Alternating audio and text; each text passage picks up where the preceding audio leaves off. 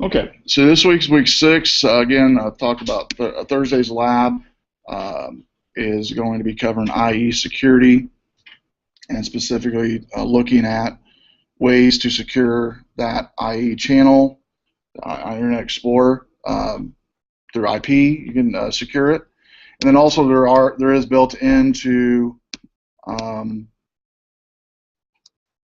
IE or into Windows actually security components that browser security components that we'll go over. There's also some stuff we'll talk about like browser security. It's a report, CAR. It's an organization that does yearly reports on all the different browsers. We'll look at those and might be surprised on the browsers that they picked as far as being the most secure and those that aren't the most secure or aren't that secure. And so we're going to do browser security on Thursday. Everybody uses browsers. Everybody has their own. I mean, everybody has their opinion on browsers for sure. Which one they like the best, which one they don't like. Chapter 6 review questions and quiz as always.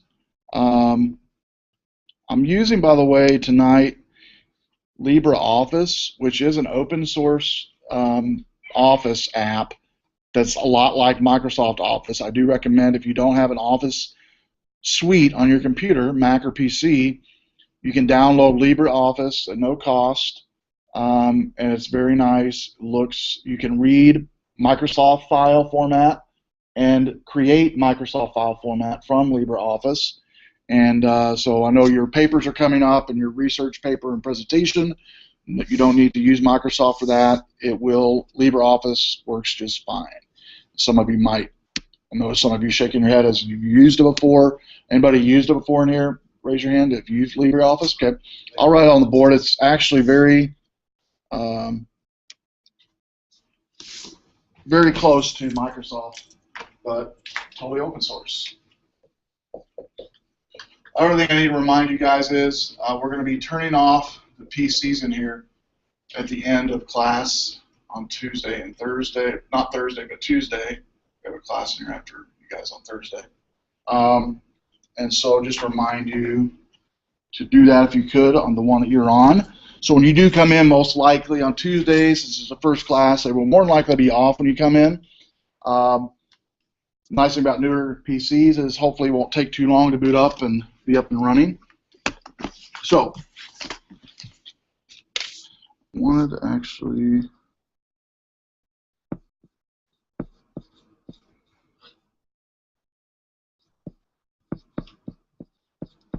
bring up the other version.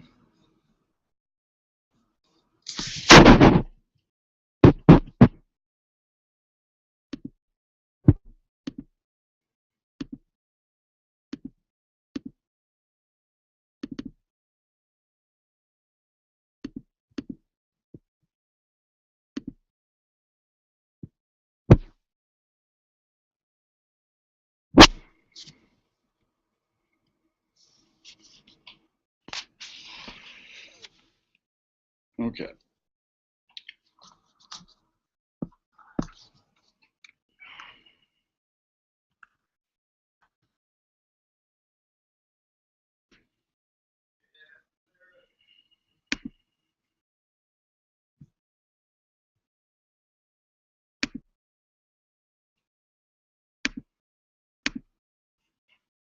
There was some stuff. This is kind of looking forward next week, but I just want to show you this on IP before we get into this chapter 6 here.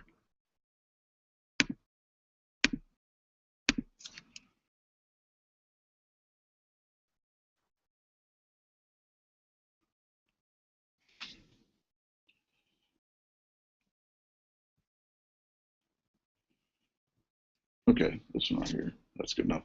Okay, the current version of IP, version 6, version 4, version 6. Currently, though, most computers use version 4. It was developed in 81. Version 4 was. Number of available IP addresses in version 4 is roughly 4.3 billion. This is the number of internet-connected devices. Will grow beyond this number. Is the proposed idea that by 2020 we would run out of that number. And so there's an app called Wolfram, because on IP version 6, It's 2 to 128th power is the actual number. And I wanted to show you, I'm going to try to connect my iPad here on the overhead where you can see it easily. How do you spell that name of that application? Wolfram is, make sure you get the spelling right here. Wolfram, it's wolf, the word wolf, and then RAM at the end of it, alpha. WLF, RAM, ALPHA. The alpha is this new version they just came out with. So Wolfram Alpha. So let me see if I can switch it over this way without connecting it via, try to do wireless here real quick.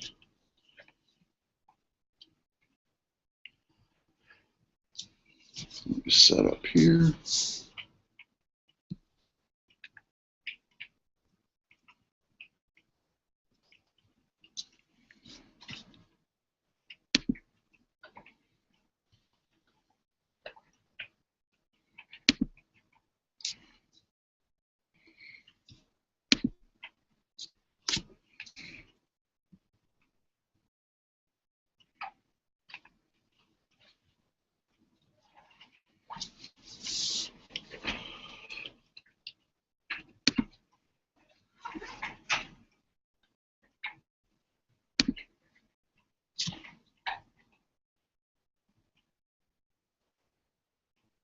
WolframAlpha.com?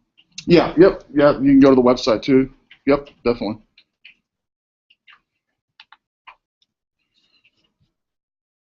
And this should be showing up here.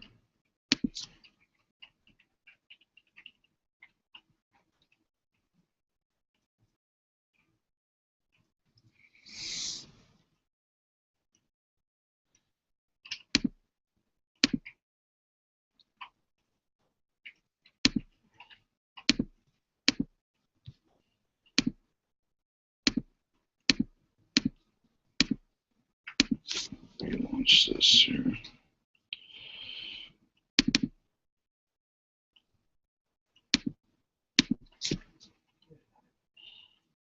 Put an algebraic equation in. Yeah, it'll give you the whole thing. It'll give you a step-by-step breakdown. Yeah, it's crazy. Well, I was gonna connect this, but it looks like it's not working, so I'm gonna do it this way. Do it the old-fashioned way. So what I'm gonna do is fire it up, because what I'm gonna do on the iPad is have it actually speak to you in the Apple sound clip or sound voice.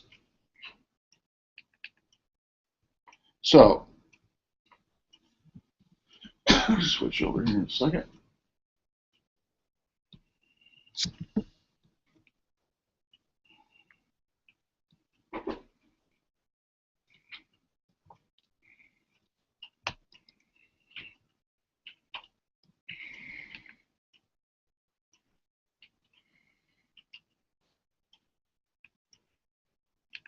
Okay, so I have the app up here, Wolfram Alpha, and basically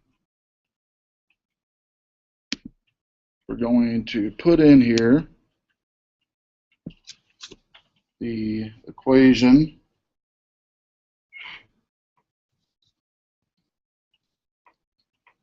to 128th power, and this is the number there, starting with the 340 undecillion. And so I'm going to take this number here and highlight it, and I'm going to put it as an input. It'll put up here at the top. And then I'm going to select all and speak it. 340 undecillion 282 decillion 366,920 octillion 938 septillion 463 sextillion 463 quintillion 374 quadrillion 607 trillion 431 billion 768,211,456. It's a lot. And that's what the number looks like printed out. And so it's a huge number. So version 4 has 4.3 billion. IP version 6 has that number. Pretty different, pretty dynamic, and meaning we probably won't run out of those anytime soon as far as numbers. So I thought I'd show that to you.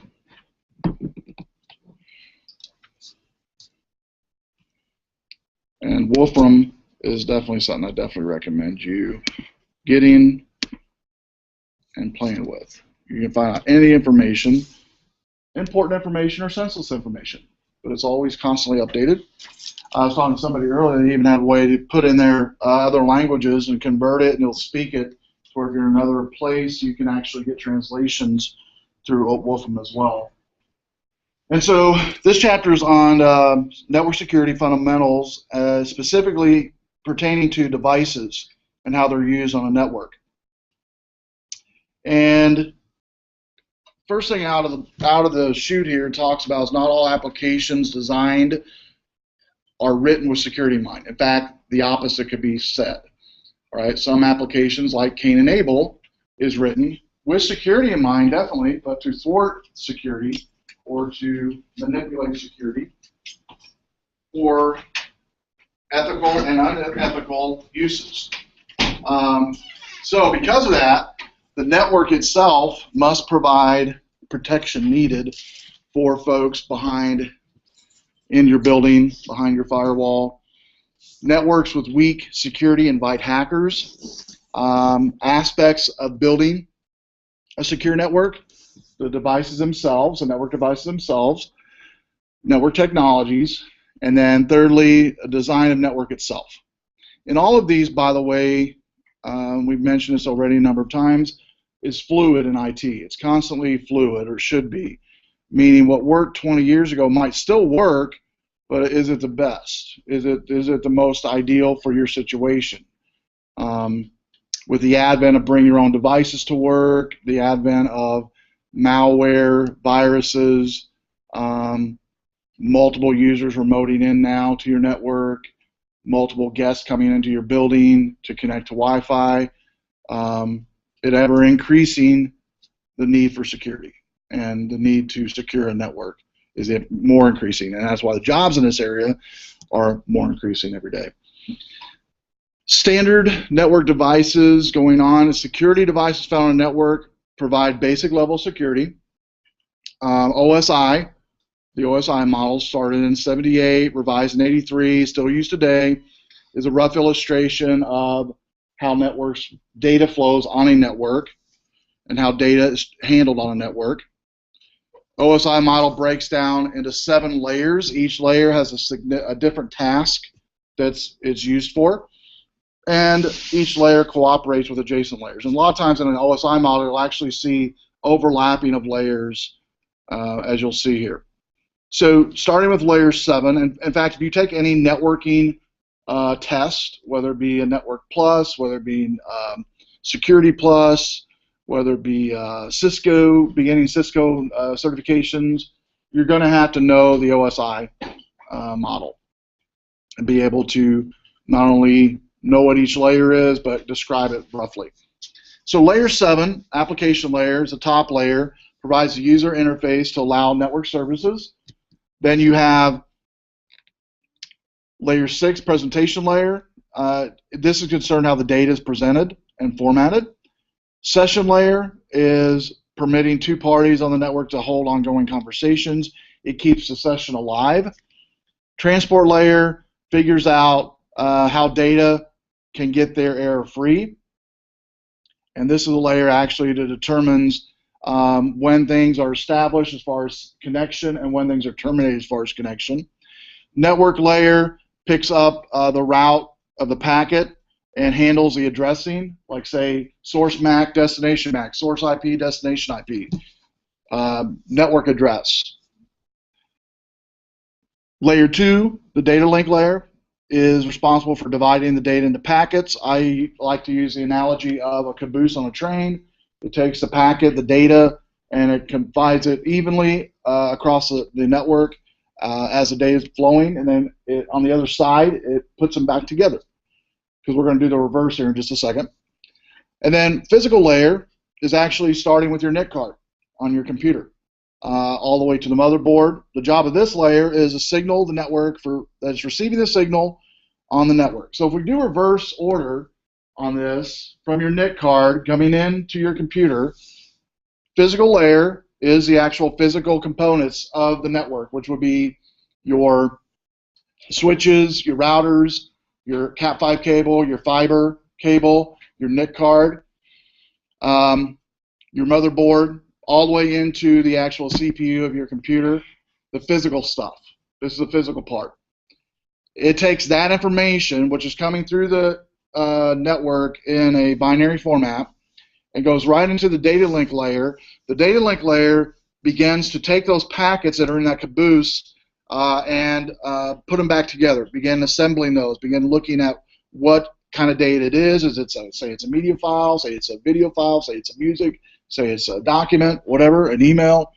It determines is everything there. If it's not there, it's going to get another packet that was lost possibly. Say an IP dropped a packet, it's going one of those cabooses fell off and it got destroyed, collision, whatever might have occurred. And this area is going to ask the router for another IP address for all the data to be there. Once it gets that information, it then goes into layer 3, which is the network layer, picks a route the packets to take, handles the addressing, and it knows all that information coming. We're coming in reverse now from the NIC card in. Transport layer ensures that the data is all there. Session layer begins to now take that data and begin to disperse it or format it in a way that in just a second the application layer can read. And the application layer is not software. It works with software, but it's not software. Okay, it's a model just to say this is the layer where applications flow on. An example application would be Internet Explorer. Example application would be Eagle that we use to do our class. Another example application would be like, say, Exchange for email. Presentation layer takes that data and now is ready to format it and to translate it into whatever's needed for the final set layer 7 layer, application layer, to push it into the email, the video file player, the audio file player, list goes on and on. And so again, OSI is just a reference model, and a lot of these do overlap. Getting into hardware now, which we're going to talk about specifically tonight, hubs. Most of you have heard of routers and switches, I'm guessing. Hubs you might not have heard of. Hubs is what used to be when networks first came out, when you put a network together. Hubs is a de facto device you would buy. Today, most networking people call it a dummy hub because that's what it is. It just, first one there gets the data, first one, first get, basically. We have a number in the blue cases back there in the back. I use my 110 class a lot. We just set up a small LAN last week actually. And if you've not done that, I do recommend learning how to actually network computers together. We do teach it here in 110 and then also in Cisco. 110 is just your intro course to it, though. Twisted pair cable is also working with those hubs and connecting those hubs. And I'll go ahead and pass around real quick one of these hubs. They're very old, but it still works. It's just an old hub that we use for a lot of the labs in here. So I'll pass this around. You can look at the, just notice when you look at the hub on the ports in the back, it has one called uplink, which was used a lot in the day to daisy chain these together to connect different rooms or a big room or whatever the case may be. Twisted pair, back on the wall there, the white cables and the red both are twisted pair. And twisted pair is, you can learn how to do that as well here on campus. My 110 class is doing it this Thursday. They have to create a straight and a crossover both. And basically, twisted pair or fiber. Mostly you're going to see twisted pair through hubs though. Fiber hubs are much more expensive and you're not going to see them around too much. It works on layer 1 of the OSI. Remember, that's a physical layer.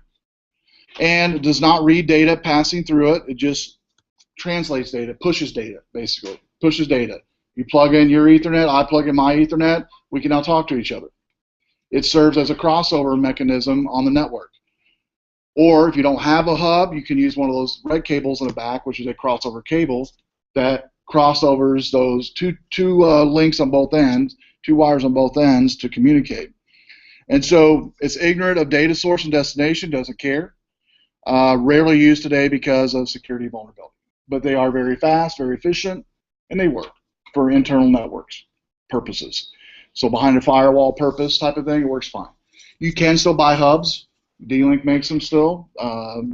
Cisco, Linksys makes them still. But most users don't use them at home because you're using, most of you, Wi-Fi. Yeah. I use them in clustering. Do I know? Clustering. Yeah. Yeah, heartbeat, Mm-hmm. all that stuff.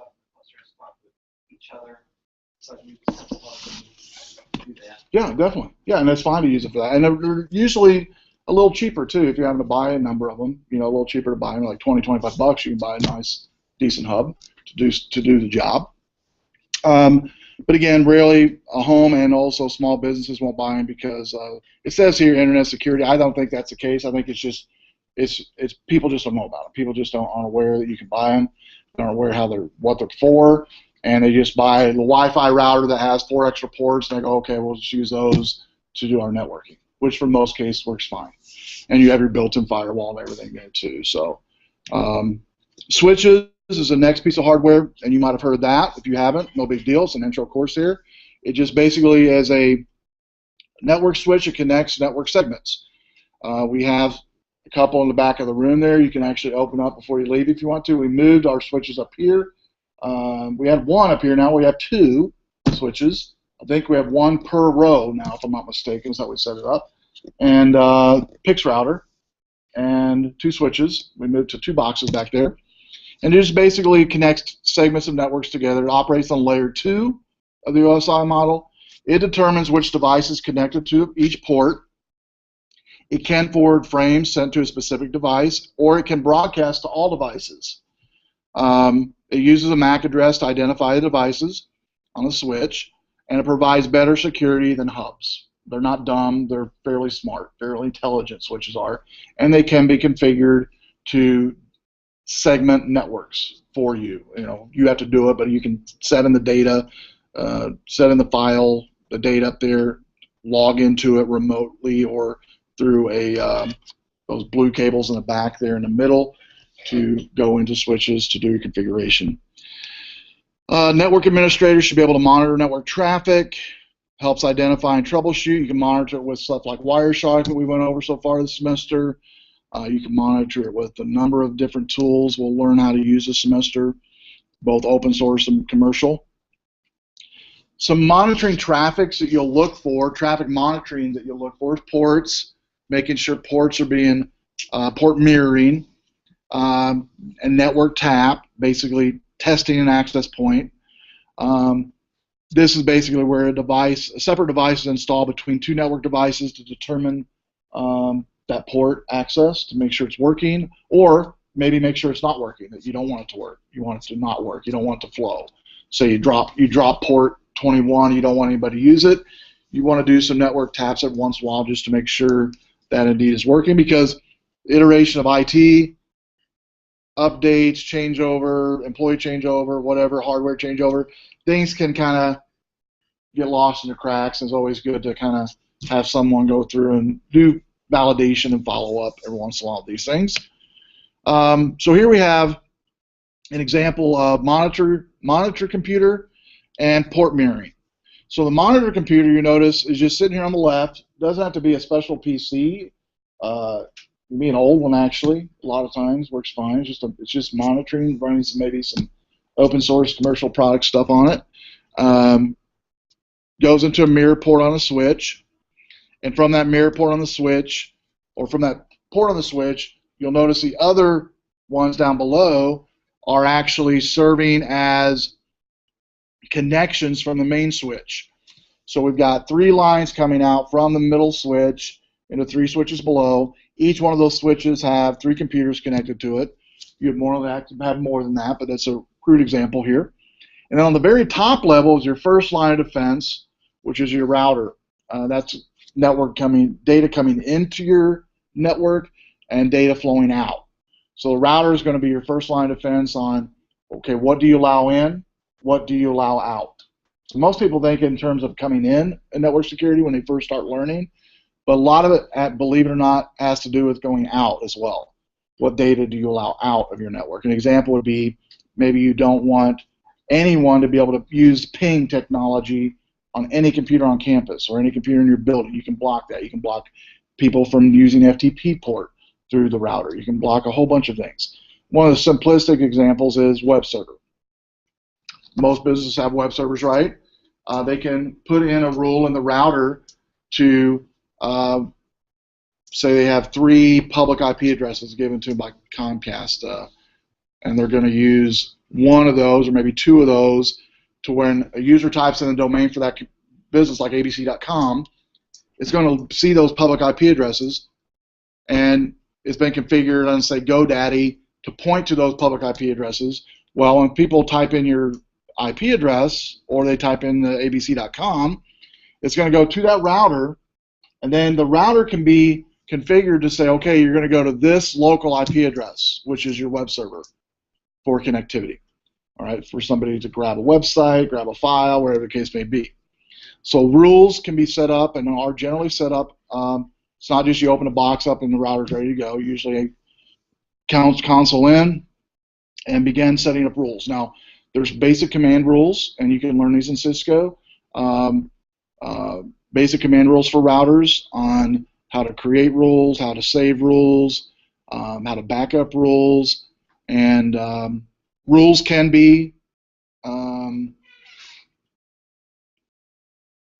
trying to say the right word, mixed up or messed up at times, meaning say you had a power outage and you start everything up again, and for some reason that rule file is pooched. It doesn't not working. It's not running right.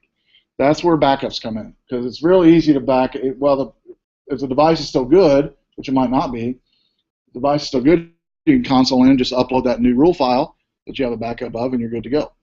And so, but anyway, rules are in anything that we're talking about here with routers and switches both.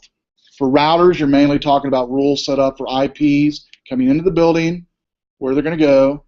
Also, it can be on going out.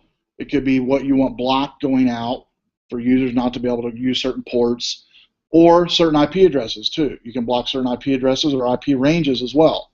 Say you don't want people to be able to ping your servers, you can block that in the router. You can block that in that very easily. A network tap is basically something on the network connected, and that could be a tablet, it could be a laptop, it could be a desktop like in here, and the network tap is just on there to constantly monitor that network and to tap into. And you'll notice it's in between the router and the firewall is where this tap is located, to where you're seeing the traffic both going in and going out of your network. A lot of times in IT security, we call it a honeypot. Basically, it's where you can have this computer here actually have a lot of vulnerabilities opened up to it on purpose, meaning you have ports open up that shouldn't be, maybe traffic, maybe an app running that's constantly putting out information for hackers to see, to glom onto, because honeypots are purposely on a network to attract hackers, okay? Because once they get onto that, then they're generally on a honeypot or a monitoring computer, generally off the grid. Anything they do on that device isn't going to really hurt anything on the network. But it's a great technology to be able to quarantine activity. And we'll actually do some. I'll show you some honeypot scenarios this semester that I've done in the past, and some homegrown stuff, and then some commercial ones that work really well. And because you can buy out of the box network taps from Cisco and software that does everything, hardware, software, the whole thing, to do it all. But also there's open source one I use for Linux that does a really good job as well. You could do like network tapping plus firewall, like pfSense is a good example. pfSense would be an awesome example that I'd recommend, and we're actually going to show you that this semester. Last semester I did a pfSense. Do what? pfSense, all one word.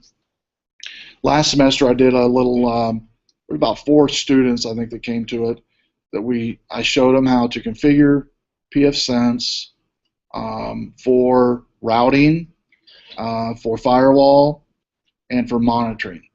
And so you can do all that on a pfSense, which is an open source Linux product. And a lot of your competitions or a lot of your network security trainings have pfSense they use for those. So here's some things that can happen on a network up to what we talked about so far. One would be MAC flooding. Description on this one is where attacker can overflow a switch's address table with fake MAC addresses, forcing it to act like a hub, sending packets to all devices. Security defense is use a switch that can close ports to many MAC addresses. Second is MAC address impersonation or cloning. If 2 devices have the same MAC address, a switch may send frames to each device. An attacker can change the MAC address on their device to match the target MAC address. This one, you can configure the switch that only 1 port can assign per MAC address, and that's going to help secure it. You can hard code that in.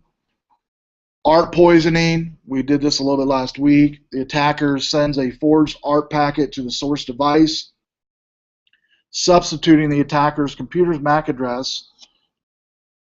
Security defense, ARP detection appliance, or you can hard code in the ARP as well, like hard code your Macs for your servers for sure, but then there's also some commercial and freeware apps you can use. Port mirroring is where an attacker connects his device to the switch's mirror port. To secure this one, secure the switch in a locked room, like in here. This is locked and alarmed. So most buildings most businesses that have switches should have them in some secure location. It could be in a secure closet, which most businesses, maybe that's all they can afford. That's fine. The network tap is connected to the network to intercept frames. Again, security defense on this one. Make sure and keep the network connection secure by restricting physical access with port locks like we've talked about on the wall. It's been known for hackers to come in with a small device, a small Linux device or something, like a Raspberry Pi or something, and be able to plug it into a port, hide it behind an object in a room, and when they do that, it has in the Linux OS a remote software running like VNC. So they just plug it in, leave it there, hide it, leave the building, go home, and they have all the time in the world now to connect to that device and be able to try to get into that network and be able to do damage. And so by going around your building, making sure ports are blocked that should be blocked, physical ports are blocked that should be blocked, that's a really easy way to do it, and they're really pretty inexpensive. On the flip side, if you think about it, either pay $2 to $3 or $4 per block port device, or Lord knows how much it costs for liability if something was to happen. Routers is the next one, forwarding packets across networks. This one operates on layer 3. It can be set to filter out specific types of traffic. I've already talked about that. Load balancers is the next one. This helps evenly distribute work across a network and allocate requests among multiple devices. Load balancers are used definitely in high network traffic areas. Load balancers will have on pretty much every network that has any type of high traffic. And business-wise, that tend to load or more towards load balancers would be like multimedia type businesses. You're talking about TV, radio, magazine, insurance company more than likely would need a load balancer in their network to be able to, might have one in there, but it's not going to be of any use. And so it's going to basically can allocate certain resources for certain functions, and even allocate it to certain IP addresses as well. And these get first bids basically on the network. Advantages of load balancing is it reduces the probability of overloading a single server. It optimizes bandwidth and reduces network downtime. And so it makes the overall health of the network much nicer. Things might not flow as fast at times, but everything's going to flow much smoothly over a long period of time and be nicer on your hardware over a longer period of time. Load balance is achieved through software and hardware combined. And load balancing is through pretty much any provider. You can get these load balancing devices. Cisco definitely, HP, Dell. Cisco will probably be the number one as far as people that have them in their networks. Security advantage of load balancing, it can stop attacks directed at a server. And that's the main reason to put in a load balancer on a large environment. Banks, governmental facilities, educational facilities. To protect denial of service attacks, some can deny attackers information, like when we did the scan a few weeks ago with, I went to the website and used the scanner to look at Wireshark to look at the HTTP information, remember? And as you break down each one of them, you can even block that information from showing up, from being gathered at all. And you know from that lab, you can get a lot of information using Wireshark if everything's open and readily available. And really by hiding information or hiding data, it's not going to hurt your data traffic at all. And data's still going to get there, and data's still going to flow. In fact, the argument's been made, if you hide information that people don't actually need but could be hacked, you might actually make your network a little faster, okay, by hiding information. And that information can be everything like we're talking about here, protocol types, to folders on a network. An example would be, might be a good idea to hide a network folder called HR bonuses, or peer review, or confidential, things like that you can, in network, learn how to hide these things from people. Because when I first started in IT security years ago, I was more on the type of, I want this to be in your face, blocking and securing the network. So when people went to a site they shouldn't go to, I created an app years ago when I worked at a high school in a computer lab, created an app that basically, if students went to a site they weren't supposed to go to, it would lock their PC, lock their screen, a beep would sound, a screenshot of where they were at would go to the IT person immediately, and the principal, and then the lab person would have to come around and put a password in so they could continue their work. And so when they met with the principal or whoever, when they walked in, they had a screenshot of where they'd been, time they went, what computer they were located at, and the embarrassment of it happening that they did it. I went from that extreme to, and that same app over the evolution went from that to, if they try to go to a site they weren't supposed to go to, like back then it was Medal of Honor, MOH, Medal of Honor, is that right? It's a Microsoft game. Anyway, it's a first-person shooter game. Kids used to try to go to, download it and play it, get started on their break or whatever. It would basically let it start and run for like 10 seconds, and then it would shut it down. It would just kill the process. It was funny watching because we had a two-way mirror in one of the labs when I had this set up. Kids would come into lab time. We were supposed to be working, but they would, 2 or 3 of them, usually have a guy go in first to set up the server to get the first-person shooter game going, and then 2 others would come in to join in once the server was up and running. If you've ever played first-person shooter, that's how you have to do it. Anyway, it was funny because the kid would get logged in about 3 to 5 seconds. The server would be running. His buddies would come in. They'd just get set down and would die. They do like 3 or 4 times, right? And you'd watch them do this through the window, and then eventually you just say, they get up and get their backpack and walk back out to go back to the class where you're supposed to be. And so I actually learned then, though, that, because they weren't going to come to IT or anybody and go, gee, I can't get to MOH. What's going on? But at the same time, they didn't impede our day, didn't impede IT day, because it just blocked it and then went away. And so I'm more towards that type of IT security today, is hiding things that people don't need to see. If they go to things they don't need to be going to, quietly get rid of it. And it's amazing what happens when you do it that way. Not to say you still get people that find ways around that, but it's much better for the good users, the users that do their work and come to work to do their work, it doesn't impede them at all. The only ones that's actually frustrating is those who maybe are doing things they shouldn't be doing anyway on the network, right? And so IT is busy enough on valid things to work on to try to spend time on areas that people shouldn't be going into and trying to police that. Does that make sense? So go from a police state to just making sure people can get their work done. Going on with network security as far as devices, specifically design security hardware devices, greater protection than standard would be like firewalls, hardware-based firewalls. Cisco's got a number of them. Sonic Wall would be another one example. Barracuda has a branch of firewall as well, not as popular. On firewalls, you can set it up. Zone Alarm would be a good one to. If you guys tried, if you've not tried it, it's a software-based, where basically you train it to accept and deny certain things going in and coming out of your network. It's usually located outside the network security perimeter. Generally, you're going to have your route, your outside, right out of the network. You have your internet connection coming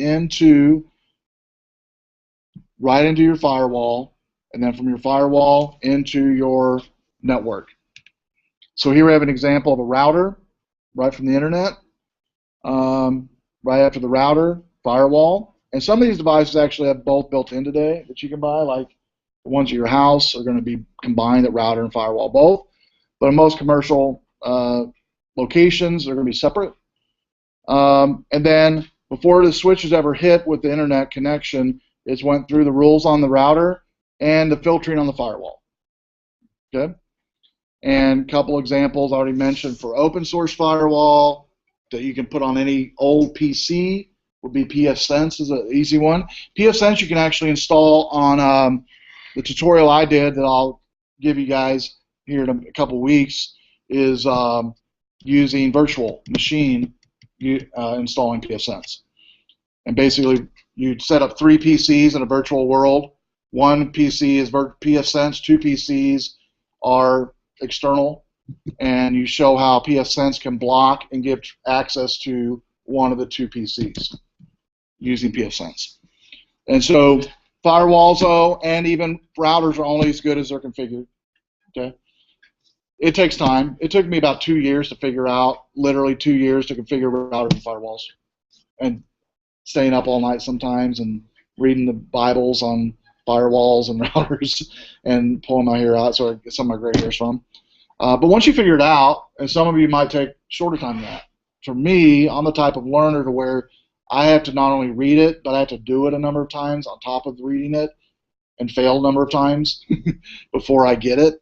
And so if you're like that, you're good because you'll survive. You'll make it. And so, but I definitely recommend, regardless of what level of networking you go into in security, it's good to have the knowledge of configuring a router and firewalls via rule-based. How to set up the rules, how to connect to it, how console-based into it. Once you learn it, that technology and that protocol is not going to be changed in our lifetime anyway. How that works. Now, how we connect and how we get from, it might change from now where we have to hardwire console in. It might change down the road to where you can do it over the web or something. I don't know. More than likely, it'll probably happen.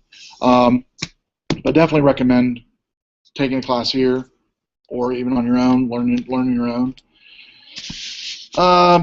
Firewall actions on a packet. It's pretty simple. You allow it, you block it, you prompt. Done. You allow it, you block it, you prompt. And an example would be on a firewall packet allowing.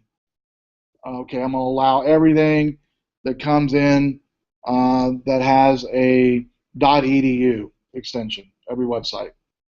I'm going to block everything that has a .cc extension for whatever reason. I'm just throwing stuff out. Okay? I'm going to prompt the user whenever they go to a site that is questionable. And that questionable could be like in pfSense and even in Barracuda and even in Sonic Wall. you can actually you connect to certain feeders on these devices that feed you constantly data, and data like what is a phished the constant data of phished websites, constant data of malware and viruses are out there. And basically what you can do is connect to these and plug them into the prompts to where you can tell the user, beware, this website's been reported for whatever reason, and give the information. You can actually plug that information right into it. So just so the user knows. Rule-based firewall settings, set of individual instructions to control actions on a rule-based firewall setting, which most are, commercial-wise anyway. They're usually console DOS-based commands on a black screen, and once you learn those commands, you can create them and save them. And then settings-based, which you're used to, I'm guessing, settings-based firewall would be like you've got at home on Linksys routers, right? That you just go in and click and, you know, type in a number here and there, slider here and there, and you're done. Okay? And there's nothing wrong with that. You're just limited in your scope of granular design and granular makeup and control of your network and what's going to happen on your network. And you, with a settings base, you're limited in that, just settings only. Now, a lot of them will have today both rules and settings, both kind of combination. A lot of the commercial ones. So here we have rules for web page translation or transmission. The rule description: source address equals to any. Explanation: the source IP address is that of a web server on the internet. Filtering: because the IP address of a web server cannot be known in advance, this rule allows a packet coming from anywhere to enter the network. Second rule description: destination address equals internal IP address. The destination address is the IP address of a computer on your network where the packet is being sent. Filtering: the rule allows packets directed to this internal computer to pass through, but blocks packets that do not have the correct destination address. Port 80 rule. Explanation: indicates which port is open to accept packets. Filtering: no other ports are open unless indicated, meaning every other port on your network is blocked but port 80. You can do that. Port 21, blocked. Port 25, blocked. All ports can be blocked on traffic but port 80. And it's actually wise to do that in some situations. Definitely governmental does it a lot of times. Banking will do it a lot of times in certain situations. Because when you limit input into your network, you limit attack. Okay? Methods of filtering, packet filtering: stateless and stateful. Stateless is basically inspecting every packet as it comes in and permitting or denying based on a certain criteria that you've set up in the settings for firewall settings. Stateful is keeping a record of the state of connection and making decisions based on the connections and the conditions. So stateless and stateful are two types. Web application firewall. An example would be Zone Alarm, I mentioned earlier. Looks deeply into the packets that carry HTTP traffic. Another example would be that pfSense. Web browsers, FTP information, traffic, telnet. It can block specific sites or known attacks. Like on pfSense, you can actually it gives you like 1,000 categories, right? You can just check categories you want to block. All gaming, I want to block all chat, I want to block all social media. You just check them, and it blocks everything that's known. And what's nice about it is it keeps up. It updates it constantly. If there's a new social media site that comes up, it'll add it to the list. All right. It can also block XSS and SQL injection. SQL injection, just to not get into what exactly it is, to tell you in a nutshell what it is, kind of 30,000 view of SQL injection. Is a popular one is, you're familiar with login screens, right, on a website, right? Username and password. If you know what you're doing in SQL injection, you can put in a certain command in the login screen, in the login text box, that will run a query to let you in to the login screen. An example would be run a query against a SQL server that doesn't have this secured down and blocked or filtered for SQL injection attacks, And a popular one, SQL injection, is I want to find the user, administrator, and log in as administrator in 30 seconds. Okay, you can set up a SQL injection to do that. No password. And believe it or not, in SQL, there are certain usernames. Administrator would be one. SA is one you might have heard of in SQL. But you can also set up like administrator. A lot of local machines will have administrator username as a default one, or admin. Well, what's unbeknownst to most users is, most IT folks is, those admin users out of the box a lot of times have no passwords. They're totally open. And so if you do a SQL connection like that, it can let you into the website without knowing a password, just by doing a SQL injection. So what SQL injection blocking will do is any SQL commands in either input, whether it be login or password forms or password text boxes, are going to be blocked. And it is fairly popular, and there's a lot of websites, believe it or not, that can still be SQL injected. Proxy servers, you might have heard these. There's some dark side of proxy servers as well. Stu gave a presentation last semester on underground proxies. And what that means is there's actually proxy sites you can connect to, and they do in the hacker community, I know. They also do in the child pornography area as well, and a number of other, like human trafficking is another one where this is used. Basically what it is a underground world, basically, where people can ask for certain things illegal things, or legal transactions, using proxies, hidden proxies. You might have heard of the term hide IP, right? That type of thing. Hiding what you're doing. Anytime I hear that, I hear people talk good about that, but really in the back of my mind, and back of most people's mind, anytime you hear the word hide, whatever, it's generally not good. Okay? Generally not good. When you hear, I want to hide whatever I'm doing, 9 times out of 10, there's something going on, probably not good. And so proxies, though, are also used on the flip side for positive. It's a device that basically substitute for a primary device. So it basically is a kind of a mirror of a real device. So if they attack a proxy connection, they're not going to do anything to actual devices on your network. Okay? Proxy server is a computer application that intercepts and processes user requests. If a previous request has been fulfilled, like a copy of web page, may reside in a proxy server's cache.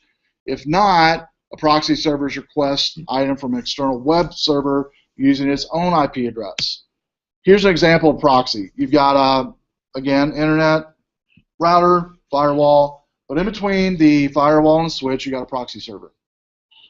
And the proxy server, from the outside anyway, coming in, basically doesn't tell the outside world the true state of that network as far as IP addresses, as far as, and I'll just stick with that, IP addresses, all right? It'll mix it up to make, if you were to ping a proxy server, it would give you an IP address, but it wouldn't be the real IP address of, say, a server it was connected to internally, or even externally. Wouldn't give you the true IP address. Here's a screenshot of a proxy setup. You can set up proxies easily, by the way, in IE and Firefox and Chrome. Some services for internet you used to in the day had to set up a proxy to connect to it. By the way, like NetNanny, which is a popular software device for parents to use to monitor and block traffic on their kid's computer, it uses proxy to put in. You have to configure your router or configure browsers to connect to it. Advantages of proxy server: increases speed because requests are served from a cache, meaning when something's requested on a proxy server, it doesn't hit the actual server. It processes it in a proxy server. It says, okay, wait, good. You have 1 million of them come in. Okay, good, you're fine. I'm not going to overload. It's not going to overload the server. It's going to process it in a manner, not usually the fastest manner, and by whatever rules are set up in that proxy, it'll process it and cache it, kind of like a print queue on a server. You send 1,000 pages to that server or to that printer, it's going to get to it when it gets to it, when it can print them in the right manner. It also reduces cost because cache reduces bandwidth required.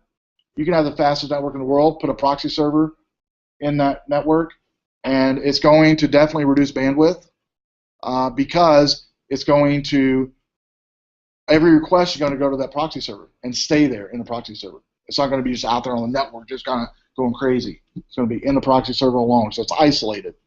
Improved management, it can block specific websites or sites very easily. Stronger security and intercept malware. Hides clients' IP addresses from the open internet.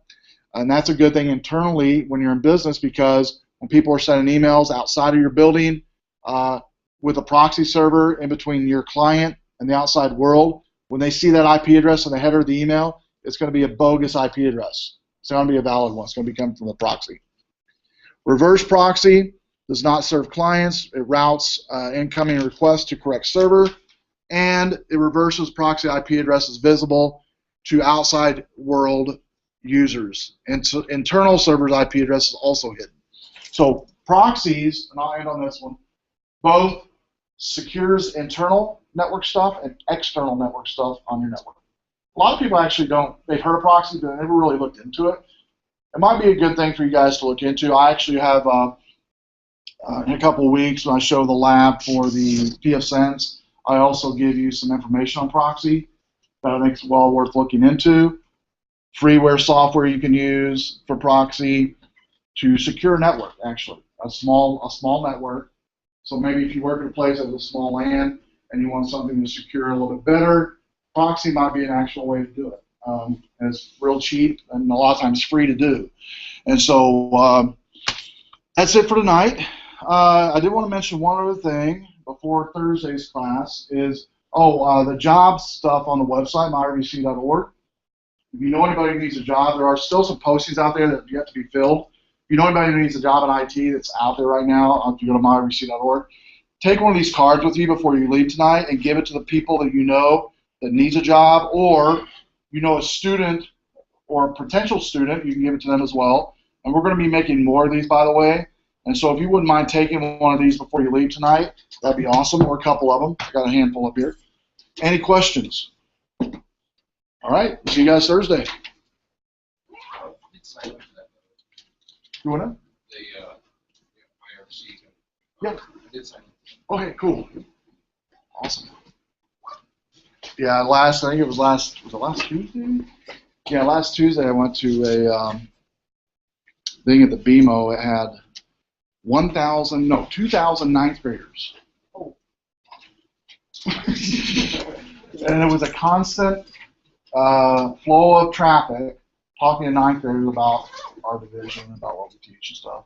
But I brought my iPad and some of the app students had made, so they we kept them busy, they had a lot of fun. But I was there from 6:45 till 2:30 last Tuesday. And when I left there at 2:30, I was just barely walking out of the building, and it's like, that many kids, and it was literally nonstop, like a chain of about 15 kids every 10 minutes.